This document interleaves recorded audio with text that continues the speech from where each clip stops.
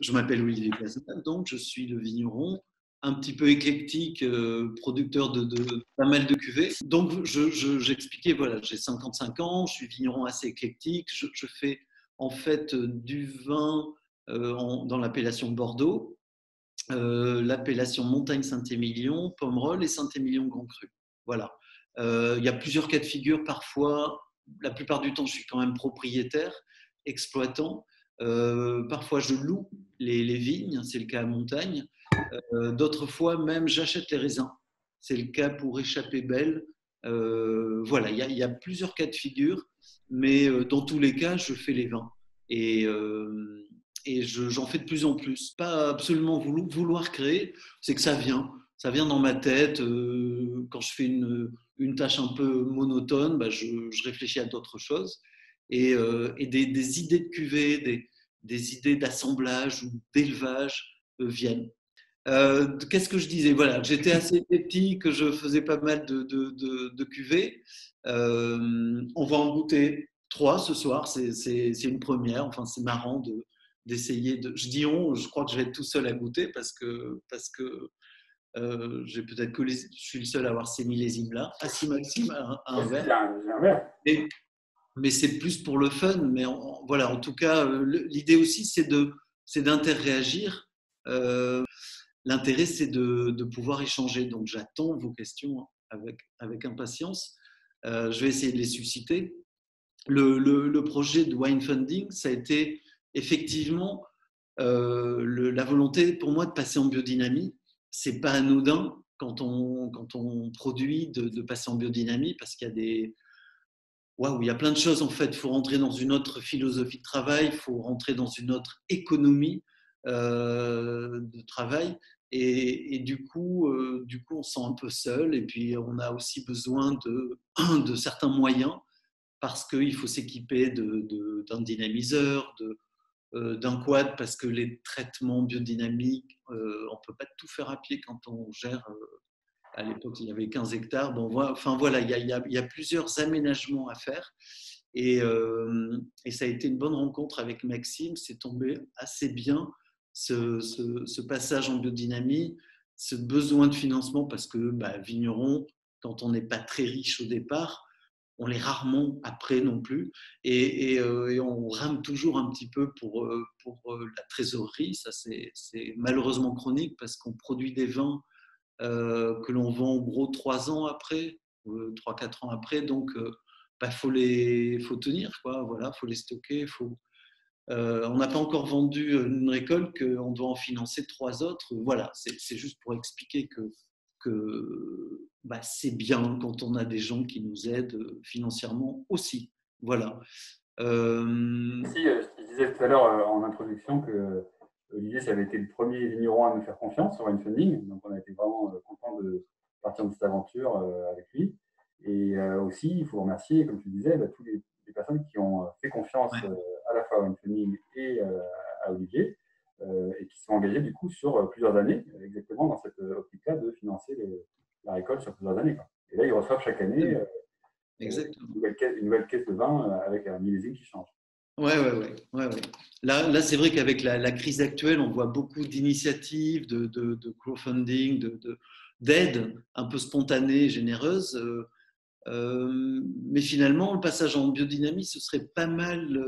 Il y a beaucoup, je pense, hein, beaucoup de viticulteurs qui ont envie, qui se cherchent un petit peu là-dessus et qui sont bloqués, je crois, par cette peur un peu économique et climatique voilà, qui sont un petit peu bloqués pour déclencher, pour vraiment réaliser un passage total en biodynamie, sachant que ça ne peut pas être partiel pour la biodynamie. Le bio, on peut tronçonner un petit peu selon les parcelles, les exploitations. En biodynamie, on doit être.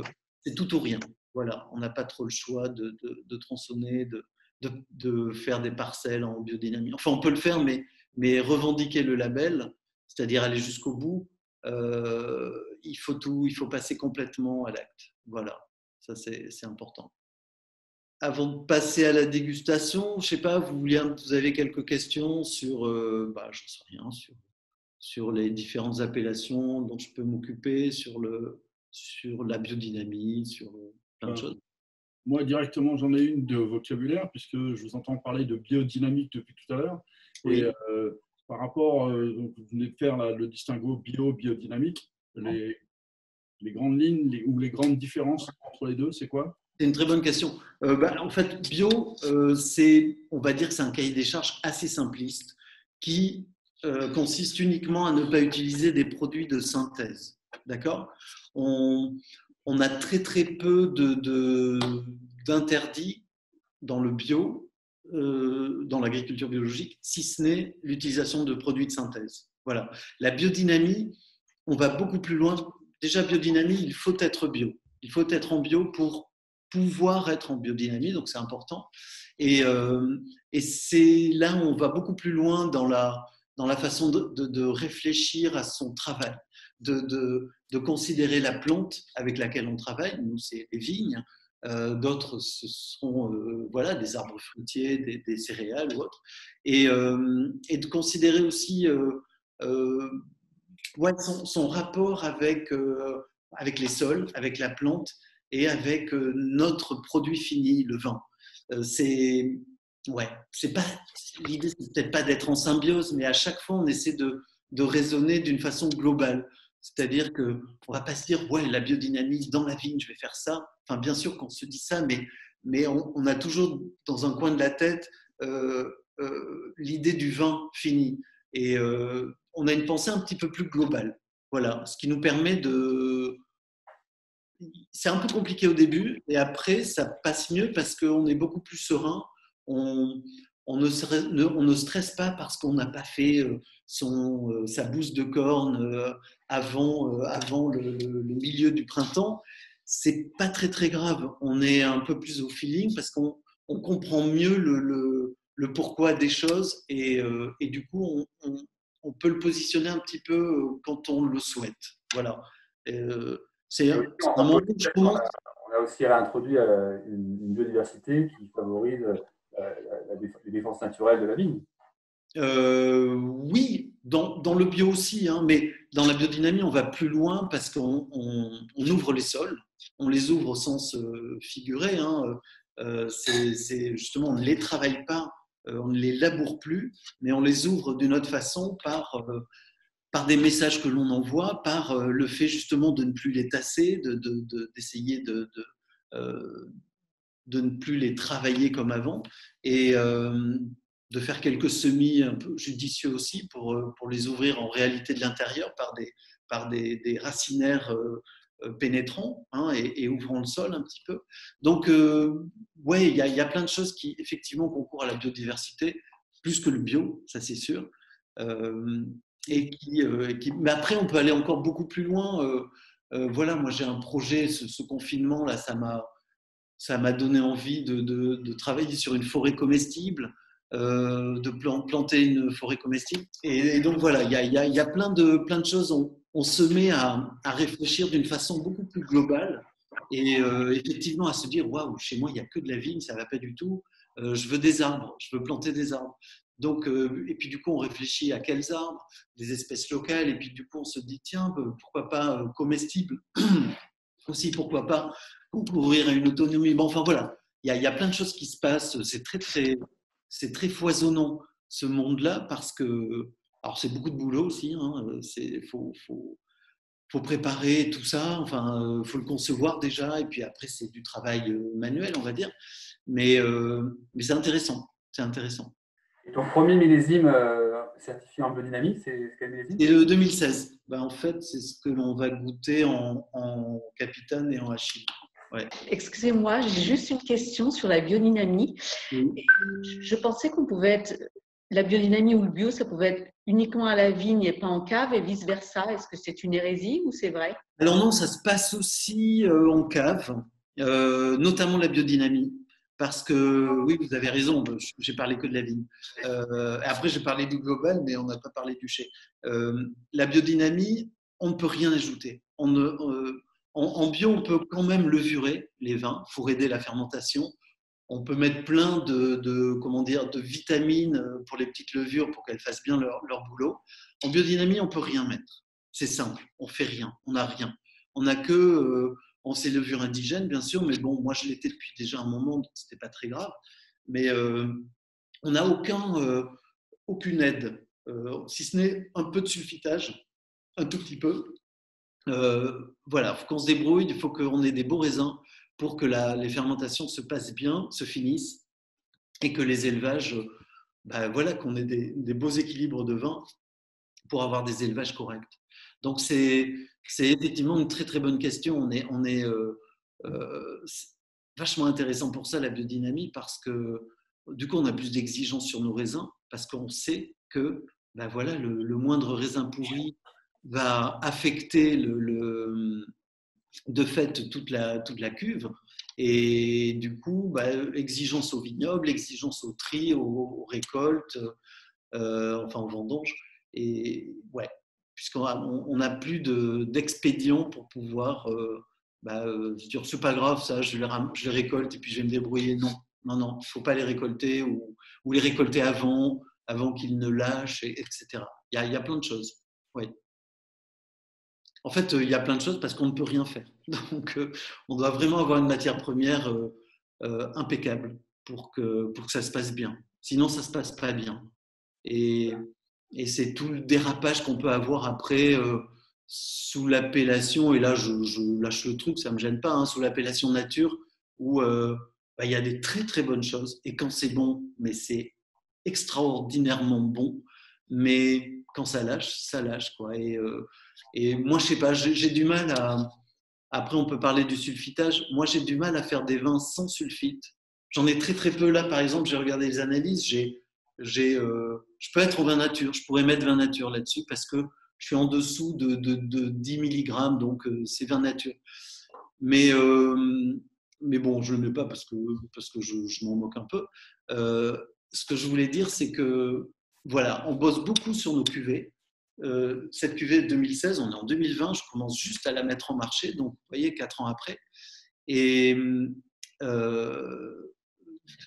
ne sais plus ce que je voulais dire, mais en gros, c'est que voilà, le raisin doit être impeccable, ça doit tenir dans le temps. Si, oui, là, je reconnais mon vin, je viens de le goûter, je le reconnais, c'est bon, c'est ce que j'ai mis en bouteille, avec un peu de bouteille en plus, mais c'est ce qui est important. Moi, je ne veux pas bosser comme un fou à la vigne, aller pendant les vendanges, les vinifications, les élevages, pour après avoir un vin que je ne reconnais plus.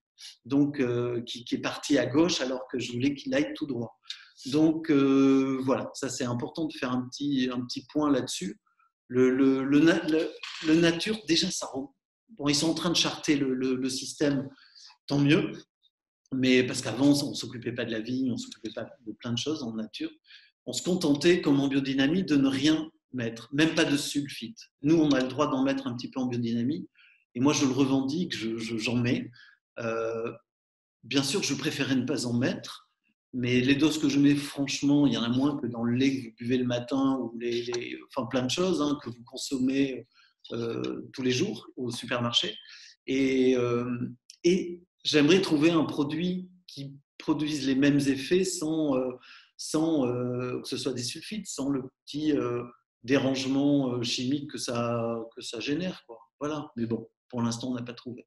Ce qui est fabuleux en biodynamie, c'est que nos profils de vin changent et nos profils aussi, ce que l'on souhaite donner dans nos vins. Et clairement, moi, depuis que je suis en biodynamie, je récolte plus tôt. Et donc, j'ai des vins beaucoup plus frais, avec une acidité beaucoup plus marquée, pointée, qui permet.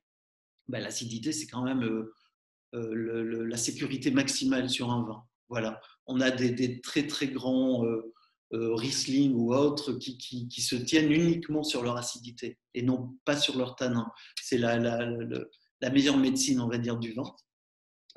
Et en plus, je trouve que au palais et puis en matière aussi d'expression aromatique, c'est quand même plus intéressant parce qu'on garde beaucoup de fraîcheur. On garde vraiment une pureté aromatique que l'on n'a pas sur des vins plus mûrs, récoltés plus mûrs à plus de, on va dire, plus de 13,5, 14, où là, forcément, ça cuit. Les arômes cuisent un peu, passent en notre confiture mes confitures fraises, cerises, machin, et pas forcément des fruits très acidulés comme peuvent être la groseille ou la framboise. Voilà, c'est important ces petits passages aromatiques là. Voilà. Bon, je le goûte, mon vin du coup. Donc là, c'est la Capitane, c'est Bordeaux La supérieur. Capitane 2016. Donc c'est une cuvée. Ce sont mes meilleures vignes au Château de Belle. Enfin, c'est mes meilleures parcelles de l'année parce qu'elles ne sont pas forcément les mêmes chaque année. En gros, il y a souvent 70%, c'est souvent les mêmes vignes. Mais après, il y a des petites parcelles qui peuvent apporter quelque chose qui m'intéresse. Je cherche plus avec la Capitane un profil qu'un parcellaire. Ça, c'est important. Et mon profil, c'est la finesse, élégance. Voilà. Là, je vais un petit peu essayer de faire ce que je fais à Saint-Émilion. En gros, je fais un peu la même chose. Voilà. Pour moi, Saint-Émilion, c'est finesse, élégance, le tout très féminin. Et je cherche à faire ça avec la Capitane, c'est-à-dire pas un vin forcément plus puissant que mon Château de Belle normal, étiquette blanche, là c'est l'étiquette noire, mais beaucoup plus élégant et racé. Voilà. Donc ça, le millésime 2016 qui est un millésime fabuleux, que l'on découvre même. Enfin, on avait une idée au moment des vendanges, bien sûr, au moment des vinifs, au moment de l'élevage, mais en bouteille, je suis à chaque fois que j'en ouvre une, je suis étonné par l'évolution de ce millésime qui ne va pas justement vers ce qu'on aime bien souvent à Bordeaux, vers le côté oui, ça y est, ça s'agit, etc.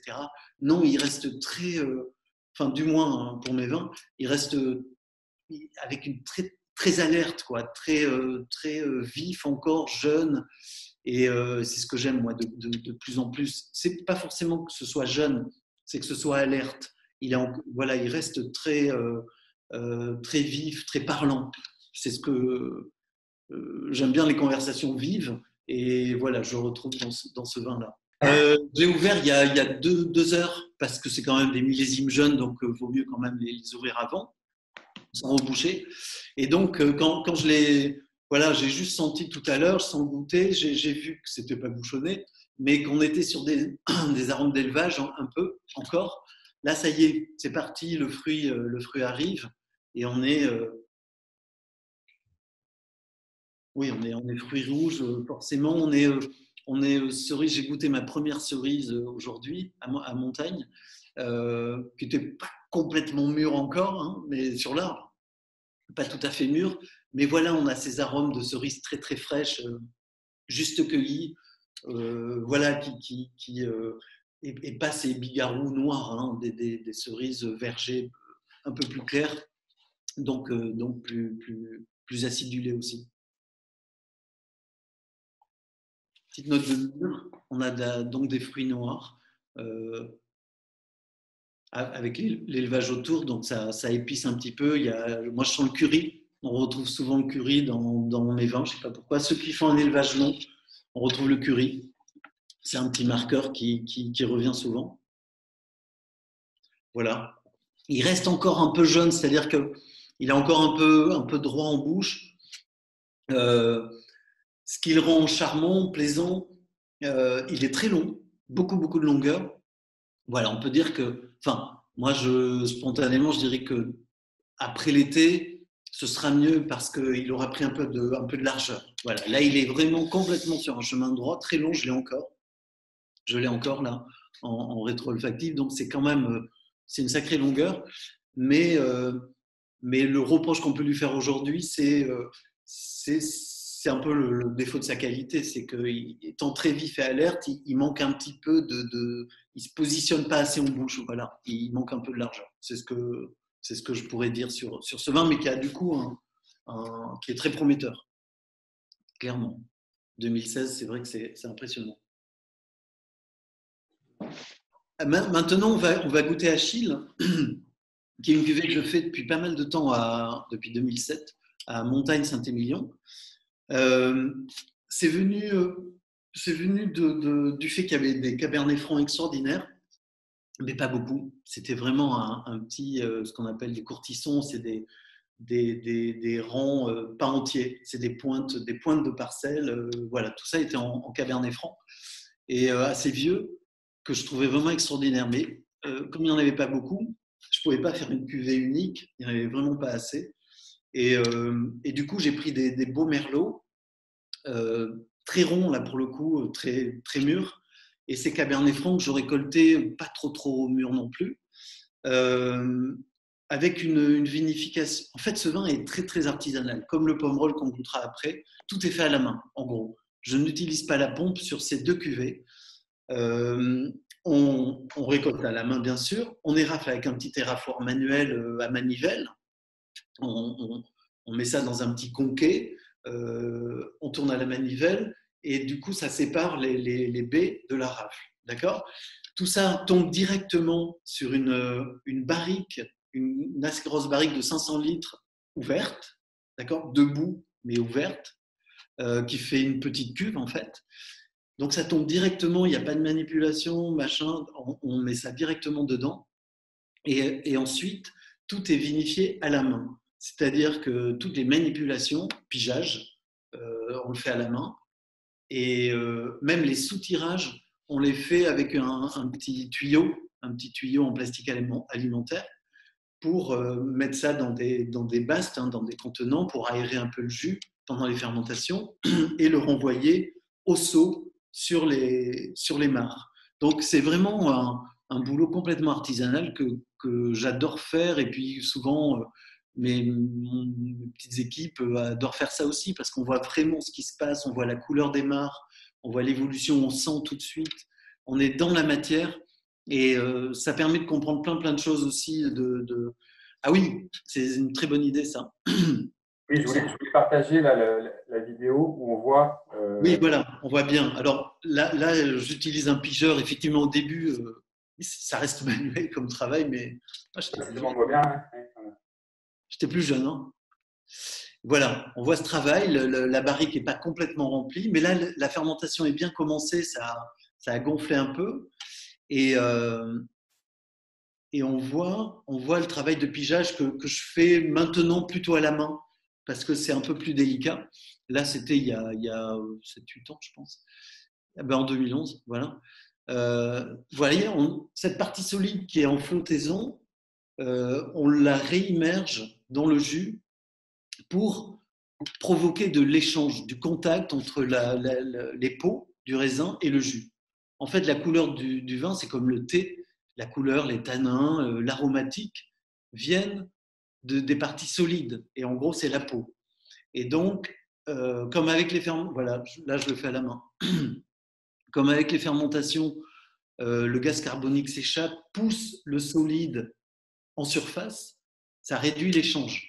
Donc, nous, on le reprovoque, alors manuellement, et la plupart du temps dans des grandes cuves, les vinification traditionnelle, c'est avec la pompe, on tire du jus en bas et on le renvoie par en haut pour reprovoquer de l'échange entre le solide et le liquide. C'est le principe de la vinification en vin rouge. Olivier, il faut peut-être rappeler à tout le monde que les baies à l'intérieur de raisin, les baies sont incolores. En fait, la chair est incolore. Voilà, tout à fait. De la couleur. Le jus d'un raisin noir est blanc.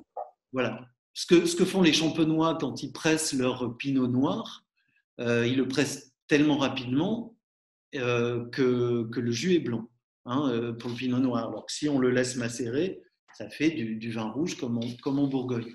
Donc effectivement, ça c'est important de le dire. Et tout le travail du vin rouge, c'est de la macération. Le travail du blanc, c'est très différent. On ne macère pas, sauf des cas très particuliers. On presse directement et on ne s'intéresse qu'au jus de presse qui va être élevé dans des cuves ou en barrique ou peu importe. Mais c'est pour ça que ça reste blanc. C'est pas parce que seulement la peau est blanche. C'est parce qu'on a pressé directement. Là, je faisais une technique de rouler les barriques.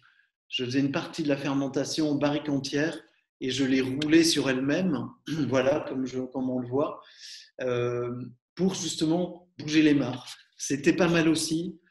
Ça fait un petit peu mal au bras. Et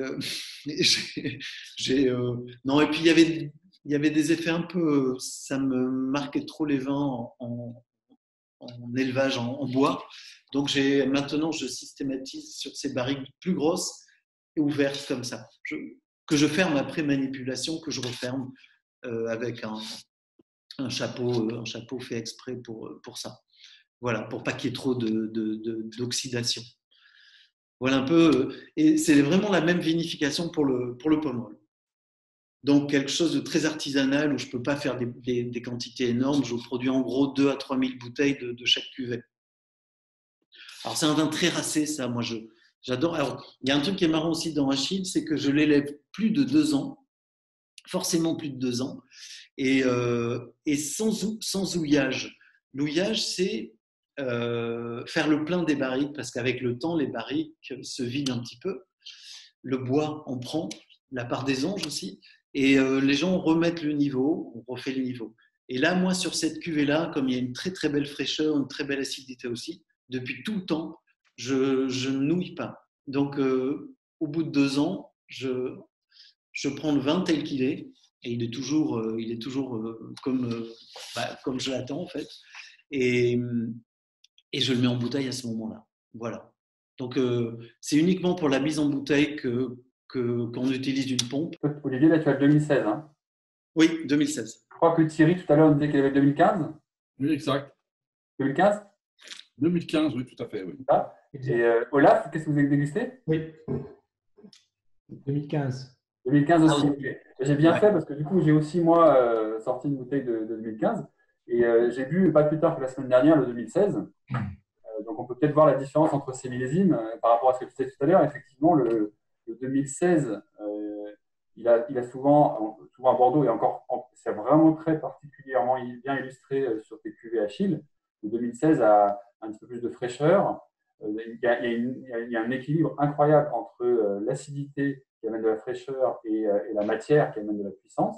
C'est ça qui est super intéressant dans 2016. Le 2015, il a, pour ceux qui le goûtent, là, Thierry et Olaf, moi je suis aussi dessus, il a pas la même fraîcheur, il a beaucoup de puissance, il a un côté très soyeux, il est encore plus soyeux, je trouve, que le 2016. Je ne sais pas ce que tu en penses, Olivier. Oui, c'est ça, parce qu'en fait, 2015, c'est un peu plus mûr. J'ai récolté un peu plus mûr. Même le profil du millésime faisait que l'acidité était moindre aussi. Et du coup, en fait, maintenant, moi, on récolte en goûtant les raisins. Et il fallait attendre un peu plus de maturité pour récolter. Et donc oui, c'est un profil qui est chouette, hein, qui est vachement plaisant, enfin, qui est très agréable.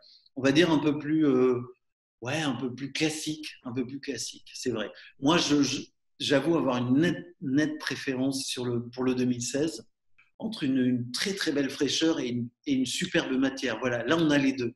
2015, on va dire qu'on a une superbe matière. C'est déjà pas mal, hein. Mais manque cette vivacité, ce côté alerte, intelligent du millésime 2016 qui est sublime pour ça. Thierry et Olaf, qu'est-ce que vous en pensez? Il y a énormément d'acidité qui donne une très belle fraîcheur. C'est un vin élégant et c'est encore un vin avec du potentiel. C'est vrai qu'on peut le garder encore. Et si vous avez aimé, c'est vrai qu'il a de la vivacité, mais si vous avez aimé cette vivacité qu'il a dans 2015, dans 2016, c'est encore plus marqué. Ah ouais, c'est super. Vous allez adorer 2016. Si vous avez bien aimé 2015, vous allez adorer 2016. Ah oui, vraiment. Et alors, il y a un truc qui est marrant, c'est que c'est un vin qui… moi, j'en fais depuis 2007. Mon premier millésime avec Achille, c'est 2007. Et j'en ai ouvert une récemment. Le vin n'a pas bougé en équilibre. Il n'a pas bougé. Il est incroyable. 2007, en plus, c'est vraiment pas une très belle année à Bordeaux, hein. Et je m'étonnais même, je me souvenais plus en avoir fait en 2007. Et le vin a une fraîcheur. Il y a juste un petit peu sur l'aromatique, on voit qu'il y a de l'évolution, mais à l'aveugle, je l'aurais mis en 2012. Bon, malheureusement, je savais ce que je goûtais, mais je l'aurais. Après, j'aime bien rétrospectivement me faire le truc, honnêtement, et je l'aurais mis en 2012. 2012, même pas 11, parce que c'était pas un profil 11, c'était un profil de 2012, d'équilibre, un peu pulpeux quand même et autres. Et voilà, donc c'est un vin de garde sublime, mais grâce à cette acidité naturelle qui qui se conjugue à une maturité. Voilà, parce que ouais, il y a des vins vifs sur l'acidité, mais qui peuvent manquer de maturité. Là, c'est plus gênant. Mais voilà, là, il y a tout. Là, il y a tout, je trouve, vraiment. Alors, on va goûter Pomerol 2014. Je sais que beaucoup, enfin, certains d'entre vous ont du 2013, mais 2014, c'est un. Moi, finalement, c'est un millésime que j'adore. Je ne l'aimais pas quand je l'aimais pas pendant tout le travail à la vigne, les vendanges, les vinifs. J'étais pas trop fan, franchement, parce que c'était waouh, tout était un peu éteint, réduit, en dedans, pas expressif du tout. Et en fait, c'est vraiment le côté sympa du Bordelais.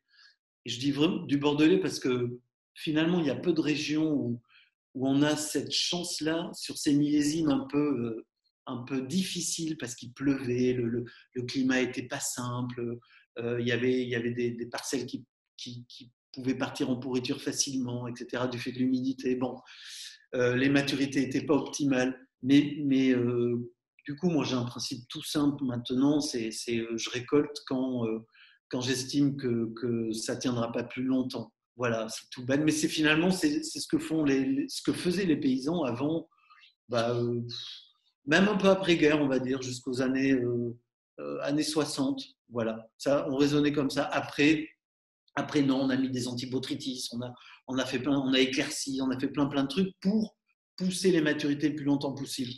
Bon, je ne crois pas que ce soit finalement une bonne idée. C'est bien de se dire, OK, on va récolter parce qu'il va pleuvoir la semaine prochaine, donc ça ne va pas tenir, donc on récolte. Très bien. Et puis du coup, on s'adapte à ce que l'on a en cuve. Mais ça reste quand même, ce n'était pas un moment fabuleux de vinification. Hein. Ce n'était pas dans l'allégresse comme en 2015 ou en 2016. Mais la magie de Bordeaux, c'est qu'aujourd'hui, ces millésimes, et il y en a un peu austères, voilà, pour le résumer, austères, commencent à montrer leur qualité. Alors, il faut les décanter, il faut les ouvrir vraiment à l'avance. Moi, j'ai ouvert 2 heures, pardon. Ouais, ça reste un petit peu fermé encore, quoi. Voilà, Ce côté austère du millésime, là, 2014, ouais. ils disent que pendant le cycle végétatif, ça a été assez laborieux et long à s'exprimer, etc., assez timide. Et c'est assez marrant parce qu'on le retrouve beaucoup sur l'ensemble des millésimes de Bordeaux en 2014. Dans les premières années, ils se sont assez mal goûtés, en fait, alors que les 2015 et les 2016 étaient tout de suite très séduisants. Les 2014 ont passé plusieurs années assez fermés dans l'austérité et ils n'étaient pas très agréables à boire. Et là, seulement depuis un an, à peu près, ils commencent à s'ouvrir, ouais, petit à petit. Tu as goûté le 2014 ? Alors moi, je suis sur 2014, là, en Pomerol. C'est bien. Alors, effectivement, au nez, c'est vrai que c'est assez peu expressif. On va dire, voilà, il n'est pas dans la générosité, l'amplitude des précédents. Mais il commence à se dévoiler un petit peu avec des notes de sous-bois assez intéressantes. Il ne faut pas hésiter à l'ouvrir longtemps avant. Moi, quand je l'ai ouvert il y a 1 heure, il était assez rustique, presque. Et le boisé ressortait beaucoup au nez, je trouve, un peu trop à mon goût. Et c'était à l'ouverture. Et au bout d'1 heure, là, on commence à sentir des fruits noirs, le cuir. Ouais. Ça commence à être délicieux. Et c'est vraiment un vin qu'on peut boire pendant toute la soirée, voire pendant 2-3 jours. Parce qu'en fait, en ce moment, c'est ça en ce moment avec le confinement, enfin, sauf ceux qui sont nombreux, mais je ne sais pas, chez moi, on boit une bouteille, elle nous dure 2 voire 3 jours. Oui. Avec des vins comme ça, en fait, il n'y a aucun problème pour reboucher la bouteille et la terminer le lendemain. Ça tient 2-3 jours. Alors, faut pas que ce soit en pleine chaleur et sur la machine à laver, quoi. Hein. Faut le mettre dans un petit coin un peu oublié, un peu plus frais, une arrière-cuisine ou un truc. Bon, c'est toujours mieux. Et ça, c'est vrai aussi pour le hachis Montagne Saint-Émilion qu'on a vu tout à l'heure. Hein. Ah oui. Les 2 vins, là, parce qu'en fait, là, tu nous mets dans des situations un peu délicates. Je me retrouve avec 2 bouteilles ouvertes. Qu'est-ce qu'on… C'est terrible la vie. C'est terrible la vie. Le Pomerol et le hachis. Mais je ne suis pas du tout inquiète parce qu'en fait, je vais pouvoir les refermer et les boire sur 3-4 jours. Parce que c'est des vins qui peuvent tenir et au contraire, qui s'expriment beaucoup mieux encore et sont beaucoup plus plaisants 24 heures après. Donc, ne vous obligez pas à finir la bouteille ce soir. C'est ça que je veux dire. C'est vrai, tout à fait. Et le Pomerol, ce qui est quand même magique dans cette appellation, c'est la qualité des tanins, c'est la matière. Même un 2014 un peu austère, rustique. Alors le 2013, c'est poussé à l'extrême. On est sur un millésime, moi que j'adore, un bourguignon, on va dire. C'est vraiment le plus bourguignon de mes vins, mais je suis un fan des Bourgognes, donc ça tombe bien. Très très délicat. Là, j'ai découvert que j'avais plein de magnums de Pomerol 2013, et du coup j'en ai goûté un hier. Le magnum conserve un peu plus de fraîcheur, donc je voulais vraiment m'en persuader, et c'est vrai quoi. Il a comment dire, il a encore un peu plus de fraîcheur, de tanins, mais c'est des petits tanins hyper intéressants, très vivants, avec beaucoup d'enveloppe, quoi. Voilà, aussi, ça provoque une bouche très tendre, de la soie, quoi. C'est vraiment intéressant, avec de la longueur, de l'élégance. On croit toujours que les Pomerol sont des vins peu tanniques, et en fait, c'est faux, ils sont très tanniques, mais quand on fait les analyses IPT, c'est-à-dire on mesure vraiment les polyphénols d'une façon scientifique, c'est très marrant parce qu'il y en a plus que dans la plupart de mes vins sur mes Pomerol, alors que quand on les déguste, on se dit waouh, mais c'est le vin le plus léger de la série. Non, c'est le plus tannique, mais la qualité des tanins fait qu'ils apparaissent peu. Très soyeux, ouais. C'est vrai que c'est très soyeux, les tanins sont très soyeux. Ouais, Vous avez quel ouais. millésime là, Thierry, Laurent, vous avez du Pomerol? Il y a 2013, je crois. Non, du Pomerol, non, il est passé à la casserole, ils sont passés Ah, avant. Et la différence, en fait, le 2013, je l'ai goûté assez récemment. C'est un peu ce que tu dis. C'est un millésime pourtant 2013 qui a très mauvaise presse. Il a été ouais, c'est un mauvais millésime. à Bordeaux. Ouais. On a dit que 2013 c'est mauvais, mais avec ce travail que tu fais là, manuel, tu sélectionnes presque grain par grain. En fait, ça permet de sélectionner uniquement les meilleurs grains. Et je trouve que le 2013, que j'ai goûté il n'y a pas très longtemps, il y a quelques semaines, j'en souviens très très bien, parce qu'il avait justement cette fraîcheur et ces tanins très soyeux. On a les tanins soyeux, mais c'est plus puissant en 2014, mais on a un petit peu moins de fraîcheur aussi. Donc c'est des millésimes qui s'expriment très différemment. Ah oui, complètement. Et le 2013, pour la petite histoire, c'est que quand je l'avais effectivement en vinif clairement, je m'étais dit, OK, je commençais déjà à réfléchir à une deuxième, comment dire, une deuxième marque, hein, un second vin. Et puis, ça part en élevage un an après. Ouais, ça commençait à avoir un peu de gueule. Et puis en fait, j'ai eu un élevage très très long de 2 ans et demi sur le 2013. Et au moment de le mettre en bouteille, bah, j'ai dit c'est bon, il a sa place en fait. Hein. Il a mis du temps à se construire et il continue à se construire. Le seul truc, c'est qu'il ne faut pas le goûter en attendant forcément un Pomerol. Voilà, il faut le goûter en se disant voilà, j'attends une surprise, un vin, mais pas nécessairement un Pomerol classique. Et parce qu'on est plus proche d'un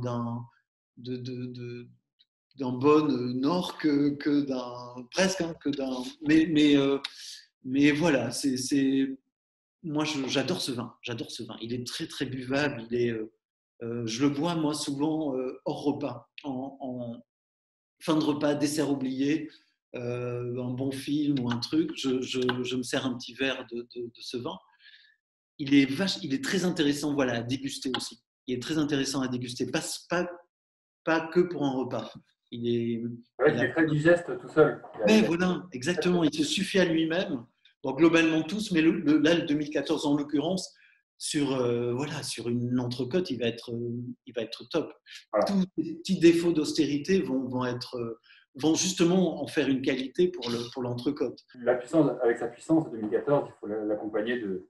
Voilà, tout à fait. Mais je suis sûr que celui-là, dans 10 ans, ça va être un bonheur. Voilà, qu'est-ce que vous avez versé là?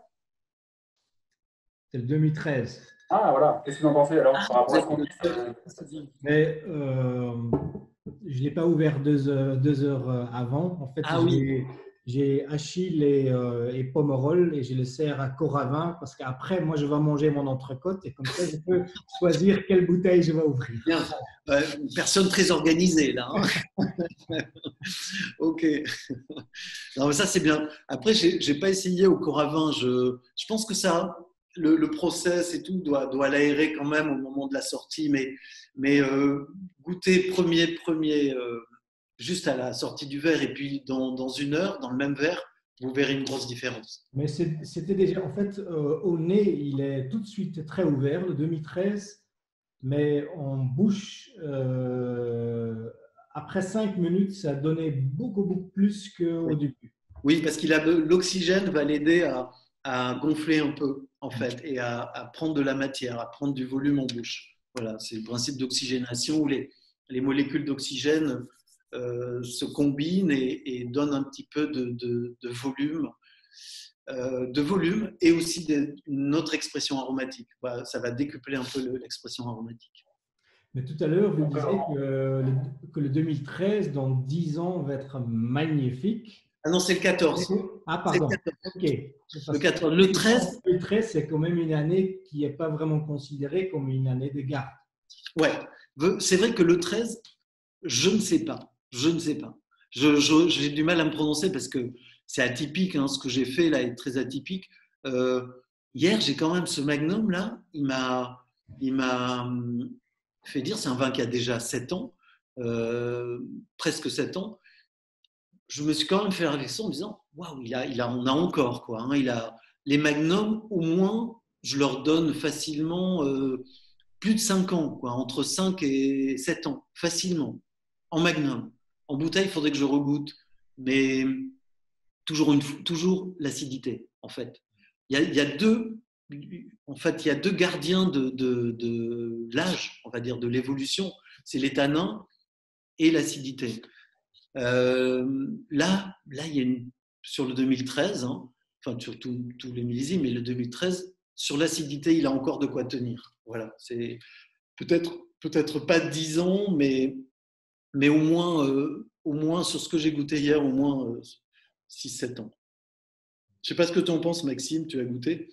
Ah oui, non, je pense que le 2013, il est très agréable à boire maintenant. Il a ce côté digeste et frais qui est surprenant. Moi, j'avoue que quand j'ai ouvert, je me suis dit 2013, avec tout le mal qu'on en dit dans le millésime. Oui. Je me suis dit, bon, est-ce que je ne vais pas être un peu déçu? Et franchement, j'ai eu une très belle surprise parce que je trouvais le vin qui avait quand même de la Oui, structure. il y a du jus quand même. Oui, il y a un peu de jus. Une belle matière. On est sur des tanins très soyeux. Plus en des tanins encore plus fins que sur 2014. Oui, plus abouti. Ouais. Donc c'est un vin qui, le 2013, je pense qu'on peut le boire là, aujourd'hui et dans les années à venir. Le 2014, si on le boit, je pense qu'il faut bien l'aérer. Oui. Non, Le 2014, c'est marrant, c'est une petite anecdote, hein. Il est au Plaza Athénée, donc chez Ducasse, là, à Paris, et ils reçoivent de temps en temps le groupe des 100. Alors, je sais pas, enfin, le club des 100. Le club des 100, c'est 100 personnes hyper gastronomes, d'une part, mais surtout hyper, soit médiatiques, soit connues, grands artistes, grand homme politique, grand patron d'entreprise, le club des 100, un truc un peu huppé. Et ils les ont reçus, je crois que c'était le mois dernier ou en février, je ne sais plus. Ils voulaient absolument, ils avaient créé un plat pour l'occasion. J'ai le menu, donc je le mettrai sur le site un jour. Et ils voulaient mon pomerol absolument. Et ils ont goûté le 14, ils se sont dit waouh, ça va être un petit peu, même en l'ouvrant avant, ça va être un petit peu jeune parce que le plat était délicat, c'était terre-mer. Ça faudrait que ça me revienne un peu. C'était cuisiné à l'encre et il y avait de la mer et de la terre. Je ne sais plus quoi. Mais le liant, c'était l'encre de sèche. Et ils voulaient absolument mon pomerol et ils ont pris du 2011. Il se trouve que j'avais un peu de 2011 et ils ont servi le 2011 qui est aujourd'hui parfait à boire. Bon, il m'en restait quelques caisses et que je garde justement un peu pour ce genre d'opération. Et ils étaient super contents parce que le 2011, c'est pareil, millésime un peu compliqué sur les maturités. Et à Pomerol, alors Pomerol, il faut se dire aussi que si c'est une appellation aussi connue, réputée, c'est que, enfin, c'est pas par hasard, c'est pas parce qu'il y a des gens très forts dessus, c'est qu'il y a un terroir, ça mûrit bien. Chaque année, voilà, même en 2007, même en 2013, même en 2011, on a fait des vins très jolis.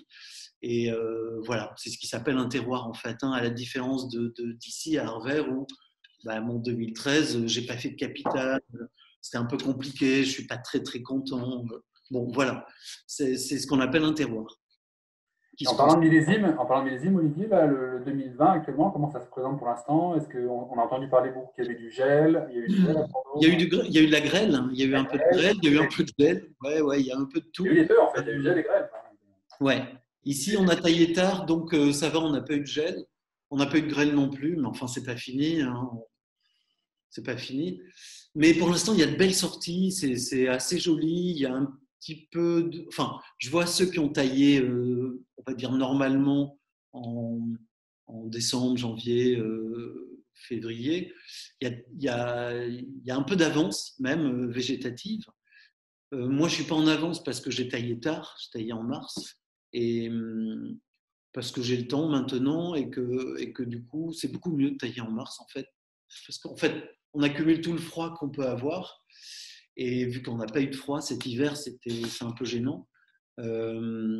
Et ça permet effectivement voilà, de se prémunir face aux premières gelées d'avril, etc., les gelées de printemps.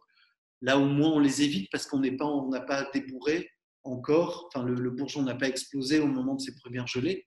Donc, c'est une façon de se protéger. Puis, voilà. Moi, je ne fais pas la course à la maturité, donc je n'ai pas intérêt à tailler tôt. Mais pour l'instant, ça se présente bien. Pour répondre à ta question, ça se présente bien. Et le manque d'eau, c'est pas un problème en début? Non, parce que on a eu beaucoup d'eau là, hein, beaucoup d'eau. Oui. C'est vrai que cet hiver, on en a pas eu beaucoup, mais là, c'est bon. On a eu des épisodes un peu regroupés comme ça, 3-4 jours, où c'est bien, là, il y a de l'eau, on en aura encore la semaine prochaine. C'est vrai qu'à un moment, on pouvait se dire les réserves, etc., mais on a toujours quand même des printemps sacrément pluvieux à Bordeaux. Et franchement, les hivers ne comptent plus. Ce qui est problématique depuis quelques années, c'est qu'on n'a plus d'hiver, on n'a plus de froid, on n'a plus de moins 5, moins 10 pendant 2-3 jours. Quoi. Ce qui permet d'assainir sur le plan bactériaux, etc. Ça assainit plein de mauvais champignons comme le mildiou et autres qui logent dans l'écorce des cèpes.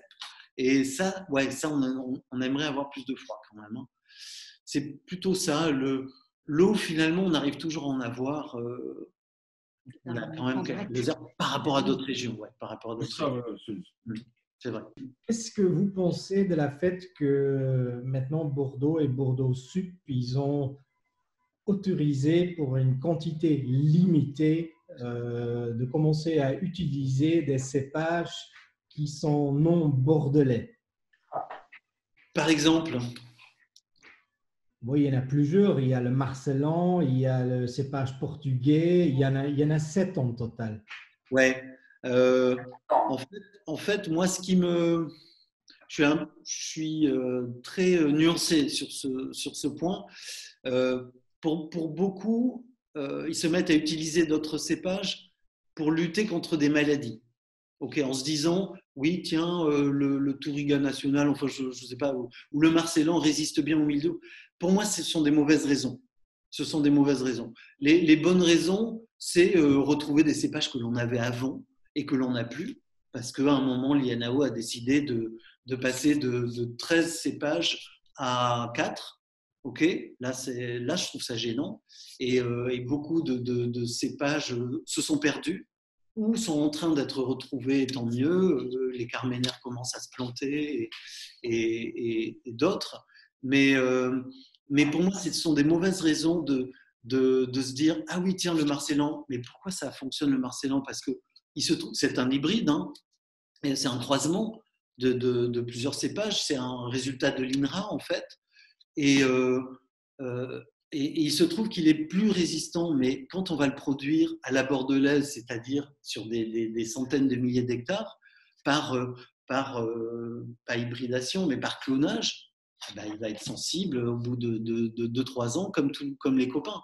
Donc c'est notre façon de voir l'agronomie qui a changé. C'est pas trouver d'autres cépages. Et pourtant, moi, je suis ouvert, j'ai du chenin chez moi. Voilà, je suis un fan de Cabernet Franc, ce qui n'est pas le cépage emblématique du Bordelais. J'ai du Malbec que j'adore aussi, que je travaille indépendamment et qui vont sortir bientôt. Mais pourquoi? Parce qu'il y avait du chenin avant, parce que le Cabernet Franc, il y en avait beaucoup plus qu'il n'y en a. Il y en avait plus que du Merlot auparavant. Enfin, voilà, j'essaie de. Déjà, je suis ce que j'aime, mais après, j'essaie aussi d'être cohérent par rapport à ma région et tout ça. Et se dire que oui, on va planter du Riesling aujourd'hui parce que ça résiste au milieu, peut-être que c'est bien, hein, mais peut-être que ça peut très bien donner. Mais ce n'est pas la bonne raison. On ne le plante pas pour la bonne raison. Voilà. Moi, je suis un fan de Riesling, donc je pourrais m'amuser à en planter, mais parce que j'aime ça, pas parce que ça doit résister davantage au mildiou ou à l'oïdium que tel autre cépage. Voilà. On a fait tellement de conneries dans l'agriculture que faut arrêter de se dire tiens, on va trouver une solution. Non, il faut dire mais pourquoi on a merdé, en fait, désolé d'être un petit peu grossier, mais pourquoi on a à ce point des problèmes. Voilà. Je pense que les cépages qui ont été choisis, ce n'était pas principalement à cause des maladies, mais c'était plutôt concernant le changement climatique, en fait, que ce sont des cépages qui sont plus adaptés à une réchauffement. Oui, par rapport au degré. Alors, il y a ça aussi, enfin, moi, je comprends pas, mais ça revient à ce que je disais tout à l'heure, mais c'est super intéressant hein, comme débat. J'adore ces points-là. Tout à l'heure, je vous ai dit que c'est marrant, mes vins, je récoltais beaucoup moins mûrs qu'avant. Avant, mes vins, ils faisaient facilement 14. Ouais, mes 2016 font 13 degrés. 13 degrés. N'importe quel 2016 ou 2018 aujourd'hui, ils font 14,5. N'importe lequel de mes voies, de partout. C'est 14,5. Ça devient un minimum aujourd'hui à Bordeaux parce qu'on a des années chaudes. Moi, je suis en gros 1,5 degré de moins. Pourquoi? Parce que tout simplement, je récolte plus tôt. Parce que pour moi, l'acidité, c'est important quand je goûte un raisin. Alors que et je reviens à la question de voilà pourquoi on fait ça. On veut planter d'autres qui résistent mieux au changement climatique parce qu'ils montent moins en degrés. Mais il suffit de récolter des merlots à 13 degrés et ça va très bien. Il faut juste un peu s'adapter en vinification et pas faire des macérations de malades et pas monter en température trop parce qu'on va extraire des choses pas forcément intéressantes. Enfin voilà, il y a 1000 ajustements à faire pour s'adapter parce qu'on aura des années froides, on aura des années chaudes. Voilà, Est-ce que le travail aussi du sol dont tu parlais en biodynamie tout à l'heure, ça joue pas un petit peu ça? Parce que moi, j'ai pas mal de vignerons qui, quand ils sont passés en biodynamie, ça du sol, ils se sont rendus compte qu'ils avaient moins de précocité. Donc, les lignes. Des équilibres plus sains. C'est vrai. Ouais. C'est d'autant plus. Ouais, c'est tout à fait vrai. Et c'est d'autant plus gênant quand on ne sait pas l'expliquer. Moi, je l'ai remarqué ça en 2005, c'est il y a longtemps, hein, quand j'ai arrêté de désherber. Parce qu'en fait, j'ai commencé en 2003, j'ai désherbé en 2003 et en 2004. Et puis, ça me faisait tellement mal au ventre que j'ai dit, OK, on va se débrouiller, on ne va plus désherber. C'était il y a 15 ans. 15 ans. Et là, déjà, le profil notamment acide de mes vins a changé à ce moment-là. Et là, c'est compliqué à expliquer. En fait, on en parle à des œnologues. Ils ne savent pas l'expliquer. Donc, pour eux, c'est du bullshit. Parce qu'ils ne savent pas l'expliquer. Parce qu'il n'y a pas d'explication encore logique. Après, on ne fait pas d'études là-dessus. C'est peut-être facile à trouver sur les oligo-éléments. Il peut y avoir un impact sur la minéralité. Oui, c'est ça. C'est sur les oligo-éléments. Sur l'eau, en fait, on a des vignerons qui sont passés, dont je parlais, qui est passé en biodynamie. En fait, il s'est rendu compte l'année dernière, en 2019, on a eu un été très chaud. Et lui, il laboure son sol, il travaille son sol comme toi en biodynamie. Et son voisin, qui a la même parcelle, le même terroir, désherbe chimiquement, il a eu un blocage de maturité, son voisin. Ouais. Il a été obligé de chaptaliser. C'est un comble dans une année aussi chaude. Ah oui. En fait, les vignes n'ont pas pu apporter la maturité parce qu'elles étaient en blocage de maturité. Ouais. Dans la vigne travaillant en biodynamie, la vigne a complètement surmonté la chaleur, la sécheresse, parce que les racines vont plus en profondeur, le sol est travaillé un petit peu, juste comme il faut. Oui, il est travaillé en surface uniquement. Voilà, donc ça empêche la vigne, elle n'a pas que des racines en superficie, et du coup elle va en profondeur. Mais c'est vrai que pour conclure, il faut toujours, quand on veut faire des changements, faut toujours se demander pourquoi. Et en se demandant pourquoi, on arrive quand même à voir si finalement c'est notre méthodologie, est-ce que c'est notre méthodologie qui est mauvaise ou pas. Et là, pour le coup, en viticulture et beaucoup d'autres cultures en France, il y a un gros problème de méthodologie, de façon de produire. Et tout à l'heure, je parlais d'agroforesterie. Voilà, j'ai un besoin d'arbres, moi, mais je sais aussi que les vignes en ont besoin. Les vignes ont besoin d'arbres. Et elles ont besoin de haies parce que la faune a besoin de tout ça. Et la faune souterraine et aérienne a besoin de… Enfin, la vigne a besoin de cette faune-là aussi. Donc, tout est tellement lié. Et nous, on fait partie de ce lien. Donc, on doit un petit peu agir, finalement, revenir en arrière. C'est tellement souvent le cas. Faut parfois pas trop se creuser la tête et juste observer ce qui se passait un siècle plus tôt. Et on apprend plein de choses, même pour la vinification. Est-ce que c'est pas à ce moment-là qu'on parle de permaculture? Oui, voilà, la permaculture, c'est ça, c'est un petit peu le mot. Ça démarche. Après, voilà, le mot est devenu un peu à la mode, mais c'est un peu ça. Enfin, c'est vraiment oui, ça. Exactement. Mais c'est pareil, permaculture, moi, ce mot, on l'utilise trop parce qu'on se dit on va résoudre nos problèmes agricoles. Non. Parce que si on fait de la permaculture partout, ça va être une cata parce c'est pareil, on ne va pas raisonner dans l'équilibre, dans la pérennité, etc.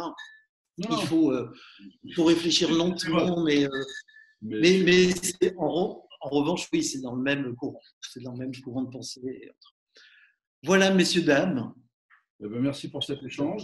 Merci à vous tous. Si il y a des gens qui vous intéressés, je vous rappelle que vous pouvez aussi les acheter soit direct en contactant Olivier sur l'adresse contact@chateaudebelle.com. Ou alors aussi, on a mis en place, je ne sais pas si vous voyez le partage d'écran, sur le site Wine Funding, si vous cliquez en haut sur achat de vin solidaire, vous arrivez sur une page où vous pouvez choisir parmi les domaines qui ont été financés et vous allez reconnaître ici, là, vous voyez ma souris, je pense, vous allez reconnaître Olivier. Et donc, vous pouvez avoir une formule avec toute la découverte des différentes cuvées, enfin pas toutes, mais certaines. On a fait une petite sélection avec Olivier, là, il y en a 6. Le vin blanc, la belle en blanc, la capitane qu'on a dégustée tout à l'heure, donc c'est 2016 en plus qui sera livré. Achille, ce sera du 2016 aussi. Je me dis si je ne me trompe pas, Olivier. Et il y a Auchan, un Saint-Émilion Grand Cru, qui est très bourguignon pour un Saint-Émilion d'ailleurs, je crois, je trouve. Ouais. Et beaucoup de fraîcheur, très sympa. Et on n'a pas goûté là. Et il y a le Clos du Canton des Ormeaux, le Pomerol, qui sera livré en 2014 aussi. Ouais. Et le dernier, c'est un Franc de Belle. Le Pur Cabernet. C'est un vin de France qui est un vin vraiment atypique, fait en Solera. Très, très intéressant, avec du Cabernet Franc, si je ne me trompe pas. Oui, Pur Cabernet Franc, mais pas une Solera oxydative. Faut pas, n'ayez pas peur. C'est une Solera en réduction, mais c'est un assemblage dans cette mise en bouteille, il y a 6 millésimes différents. De 2011 à 2016. Voilà, un peu à la champagne. Si vous cliquez sur voir toutes les offres, vous avez différentes offres qui sont proposées. Et si jamais vous voulez avoir votre offre packagée comme vous voulez, vous avez juste besoin de faire le total et vous payez ça et Olivier, son équipe prépareront ça sans problème. Donc voilà, n'hésitez pas à aller voir sur le site Wine Funding, sur la page Achat un vin solidaire. Autre point peut-être, c'est que au Château de Belle, vous pouvez séjourner. C'est une jolie petite demeure. Pas pour l'instant, mais non. Alors, pas en ce moment, bien sûr, et dès l'été, j'espère que vous pourrez venir.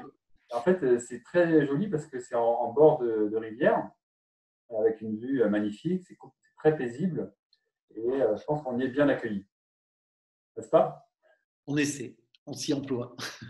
Oui, oui, oui, non, vous serez très bien accueillis. Très, très bien accueillis. N'hésitez pas à Et je vous mets dans le chat l'adresse d'Olivier, hein, donc c'est contact@châteaudebelle.com. .com ou .fr, pardon, Olivier? .com, .com. Châteaudebelle.com. Et puis, bien sûr, sur l'adresse de Wine Funding, si vous avez besoin de compléments d'information, n'hésitez pas à nous contacter. Merci beaucoup à tous d'avoir participé à cette réunion. J'espère que ça vous a intéressé. Si vous avez des questions à poser encore, n'hésitez pas à envoyer un mail et on vous répondra avec plaisir. voilà. Et j'ai ouvert le Pomerol pour avec l'entrecôte. Bon, très bien. Dommage qu'on Oui. puisse pas sentir. Bonne soirée. Bonne soirée. Merci beaucoup. Voilà. Merci beaucoup. Merci à tous. À bientôt, à la prochaine dégustation avec un nouveau vigneron. Et puis, Avec merci plaisir. pour votre participation. À bientôt à tous. À bientôt. Au revoir. Merci.